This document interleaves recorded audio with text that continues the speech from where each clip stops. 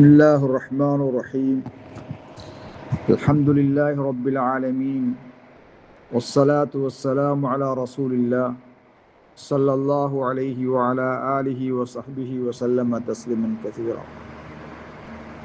கண்ணியத்துக்குரிய சகோதரர்களே, பெரியார்களே, தாய்மார்களே, எல்லாம் வல்ல அல்லாஹு ஜல்ல ஷானுஹு வ தஆலாவை போற்றியவனாக புகழ்ந்தவனாக நபிகளார் மீது ஸலவாத்தும் ஸலாமும் கூறி இன்றைய பாடத்தை நான் ஆரம்பிச்சுகின்றேன். கண்ணியத்துக்குரிய சகோதரர்களே, அல் ஜகாத் ஸஹப் துக்ரஜு மாலன், தங்கத்துக்குரிய ஜகாத்தை பணமாக வெளியாக்கப்படுமா அல்லது அந்த குறித்த தங்கம் ஜகாத்தாக வெளியாக்கப்படுமா என்பது சம்பந்தமாக அல் அஸ்லு அன்ன ஜகாத்து உஹது மின் ஜின்ஸில் மால் முஸக்கா, அடிப்படை ஜகாத்தை பொறுத்தவரையில் ஜகாத் கொடுக்கப்படுகின்ற செல்வத்தின் வகையிலிருந்துதான் கொடுக்கப்படும்.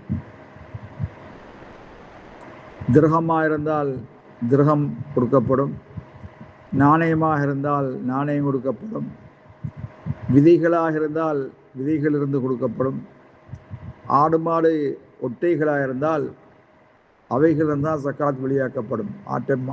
ஒட்டகத்தை பொறுத்தவரையில் ஆரம்பத்திலே ஆடுகள் 5 ஒட்டகைகள் இருந்தால் ஒரு ஆடு கடமையாகும்.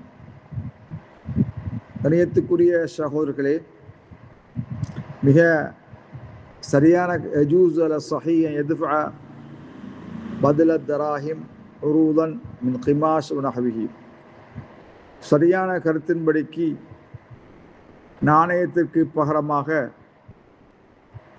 பொருட்களை, ஆடை, துணி போன்றவற்றை கொடுப்பது ஜாயிஸாகும்.